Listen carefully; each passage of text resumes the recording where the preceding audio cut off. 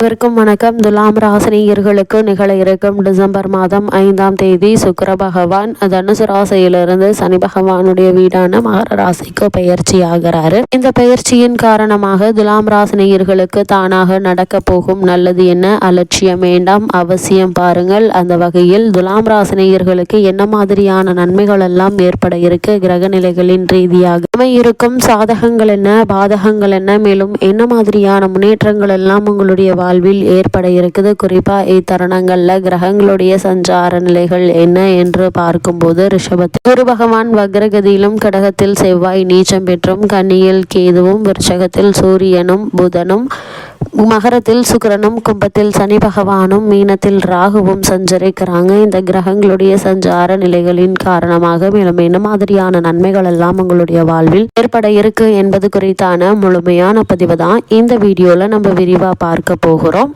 அந்த வகையில் துலாம் ராசினியர்களுடைய வாழ்வில் டிசம்பர் 5ஆம் தேதி முதல் சுக்கிரனுடைய இந்த மகர ராசி சஞ்சாரத்தின் காரணமாக குடும்ப சூழ்நிலை ரீதியாக உத்தியோகம், தொழில், வியாபாரம், கலைத்துறை, அரசியல் துறை, மாணவ மாணவிகள், விவசாயத்துறையினர், பெண்மணிகள் என இவருக்குமே என்ன மாதிரியான முன்னேற்றங்கள் எல்லாம் ஏற்பட இருக்கு என்று பார்க்கும்போது, முதலாவதாக குடும்ப சூழ்நிலை ரீதியாக இந்த சுக்கிரனுடைய பயிற்சியின் காரணமாக என்ன மாதிரியான நன்மைகள் ஏற்பட இருக்கு என்று பார்க்கும்போது, உங்களுடைய ராசிக்கு அதிபதியாகவும் அஷ்டமாதிபதியாகவும் விளங்கும் சுக்கிரன் மகரத்திற்கு வரும்போது இடம் பூமி வாங்கும் யோகம் உண்டுங்க. எவ்வளவு நாட்களாக இழுவரியில் இருந்த இந்த முயற்சிகளுக்கு வெற்றி கிடைக்க இருக்குது. உத்தியோகத்தில் மேலதிகாரிகள் கேட்ட சலுகைகளை கொடுப்பாங்க. இருந்தாலும் இது மாதிரியான நேரங்கள்ல சற்று பொறுமையாக நிதானமாக நடந்து கொள்வது உங்கள் கையில தாங்க இருக்கு. அதே போல துலாம் ராசினியர்களை பொறுத்த வரைக்கும் தற்போது உங்களுக்கு நடைபெற்று வரும் தசாபுக்திகளின் அடிப்படையில் ஆடை ஆபரண சேர்க்கை உண்டுங்க. குடும்ப பிரச்சனை நல்ல முடிவிற்கு வரக்கூடிய ஒரு தருணமாக தான் இத்தருணம் அமைஞ்சிருக்குது. வாகனங்களை மாற்ற வேண்டும் என்று நினைத்தவர்களுக்கு அந்த முயற்சிகள் கைகூட இருக்குது. ஒரு சிலருக்கு உத்தியோக மாற்றம், வீடு மாற்றம் அல்லது நாடு மாற்றம் கூட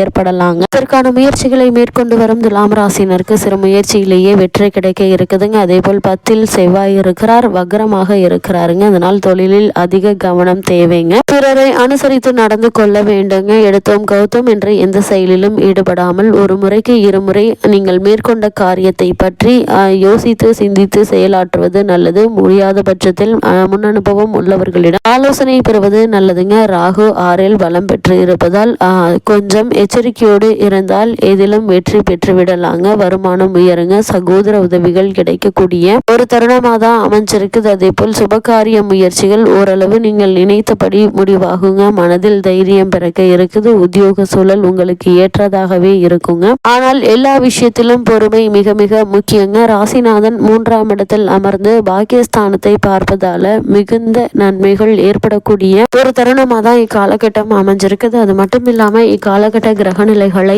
ஆராய்ந்து பார்க்கும்போது இத்தருணங்கள் உங்களுடைய ராசிநாதன் சுக்கிரன் வெற்றிகள் ஸ்தானத்தில் சஞ்சரிக்கிறார். அதே சமயம் உங்களுடைய ராசிக்கு 8ஆம் இடத்தில் குரு பகவான் சஞ்சரிக்கிறாருங்க. அஷ்டமத்து குருவினுடைய ஆதிக்கத்தால் அலைச்சல் அதிகரிக்குங்க. ஆதாயம் குறைவாக கிடைக்குங்க. உழைப்புக்கேற்ற பலன் கிடைக்கவே இல்லையே என்று கவலைப்படுவீங்க. ஊர் மாற்றம், இடமாற்றம், உத்தியோக மாற்றம் வந்தாலும் அவற்றை உபயோகப்படுத்திக் கொள்ள முடியாத ஏதாவது ஒரு தடங்கல்கள், தாமதங்கள் ஏற்படுவதற்கான வாய்ப்புகள் இருக்கு. இது மாதிரியான நேரங்கள்ல உணர்ச்சி வசப்படாமல் பொறுமையாகவும் நிதானமாகவும் சூழ்நிலையை கையாள்வது மிக மிக அவசியம் என்பதை கிரக நிலைகள் மீண்டும் மீண்டும் உங்களை அறிவுறுத்துதுங்க. அதே போல துலாம் ராசினியர்களை பொறுத்த வரைக்கும் இக்காலகட்டங்கள்ல, அதாவது இந்த சுக்கிர பயிற்சி நிகழக்கூடிய தருணங்கள்ல குரு பகவான் ரிஷப ராசியில் வக்ரகதிகள் சஞ்சரிக்கிறாருங்க. உங்களுடைய ராசிக்கு 3, 6 ஆகிய இடங்களுக்கு அதிபதியான குரு பகவான் வக்ரம் பெறும்போது சகோதர ஒற்றுமை பலப்படுங்க. தக்க விதத்தில் முன்னேற்றம் கிடைக்குங்க. உத்தியோகத்தில் நினைத்த இடத்திற்கு மாறுதல் வந்து கொஞ்சம் மகிழ வைக்கக்கூடிய ஒரு தருணமா அமைஞ்சிருக்குது. வழக்குகள் சாதகமாக முடியுங்க. அதே போல் வாய்தாக்கள் முடியுங்க. அதாவது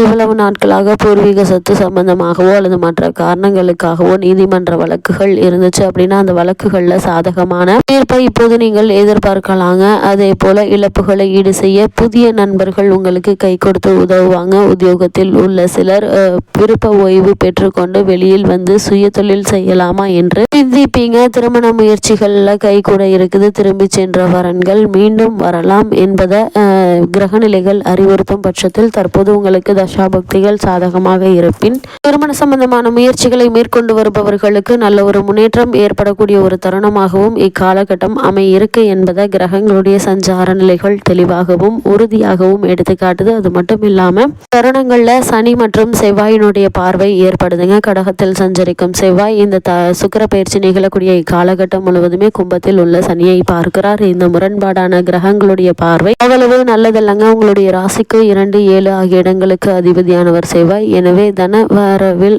தடுமாற்றம், இனத்தார் பகை, எதிர்காலத்தை பற்றிய பயம், ஆரோக்கிய குறைவு, பிள்ளைகளால் தொல்லை என்று அத்தனை வழிகளிலும் நிம்மதி இழக்கும் சூழ்நிலை உருவாகலாங்க. எனவே இது போன்ற காலங்களில் குலதெய்வ வழிபாடு, இஷ்ட தெய்வ வழிபாடு, தசாபுக்திக்கு ஏற்ற தெய்வ வழிபாடு குறுக்கீடு சக்திகளை அகற்றி முன்னேற்ற பாதையில் உங்களை வழிநடத்தி செல்லும் என்பதை கிரகங்களுடைய சஞ்சார நிலைகள் உங்களை தெளிவாகவும் உறுதியாகவும் எடுத்து காட்டுதுங்க. அதே போல் துலாம் ராசி நேயர்களை பொறுத்தவரை இந்த சுக்கிர பயிற்சி நிகழக்கூடிய தருணங்கள்ல செவ்வாய் நீச்சம் பெற்று சஞ்சரிக்கிறார். அதாவது உங்க கடக ராசியில் சஞ்சரிக்கும் செவ்வாய் காலகட்டம் முழுவதுமே நீச்சம் பெறுகிறாருங்க. உங்களுடைய ராசிக்கு தனாதிபதியான செவ்வாய் நீச்சம் பெறுவது என்பது அவ்வளவு நல்லதல்லங்க. பணப்பற்றாக்குறை அதிகரிக்குங்க. எதையும் திட்டமிட்டபடி செய்ய இயலாது. சப்தமாதிபதியாகவும் செவ்வாய் விளங்குவதால் குடும்ப உறவில் மனக்கசப்பு ஏற்படலாங்க. உடன்பிறப்புகளுடைய ஒத்துழைப்பு குறையுங்க. கல்யாண முயற்சிகள் கை கூடுவது போல் இருந்து கடைசி நேரத்தில் கை நழுவி செல்வதற்கான வாய்ப்புகள் அதிகம் இருக்கு என்பதை கிரகநிலைகள் மீண்டும் மீண்டும் அறிவுறுத்தது. அதே போல நீச்சம் பெற்ற செவ்வாய் வக்ரமும் பெறுகிறார். அதாவது கடக ராசியில் சஞ்சரிக்கும் செவ்வாய் வக்ரம் பெறுகிறாருங்க. உங்கள்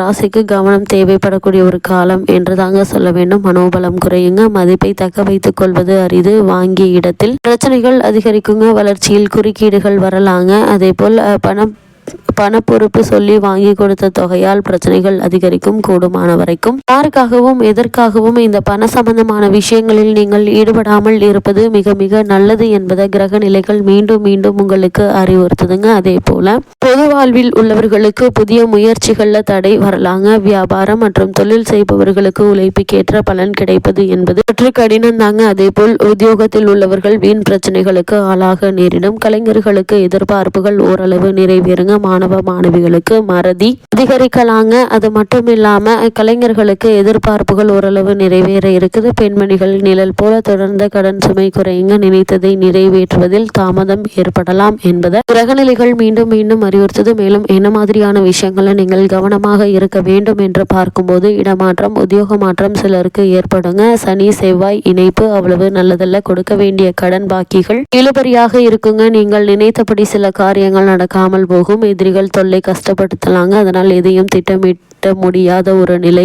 இருக்குங்க. எச்சரிக்கையோடு நடந்து கொள்ள வேண்டுங்க. அதே போல் 5ஆம் இடத்தில் சனியும் 12ஆம் இடத்தில் உள்ள கேதுவும் மனதில் எப்பொழுதும் ஒரு நெருடலை தயக்கத்தை தந்து கொண்டே இருப்பது மிக முன்னேற்றத்தில் கவனமாக இருக்க வேண்டும் என்பதை அறிவுறுத்துதுங்க. அதே போல் கிரகநிலைகளின் ரீதியாக கூறப்படும் பரிகாரம் என்ன என்று பார்க்கும்போது மகாலட்சுமியையும் குலதெய்வத்தையும் வழிபாடு செய்யுங்க. எண்ணற்ற நன்மைகள் உங்களுடைய வாழ்வில் ஏற்படும்.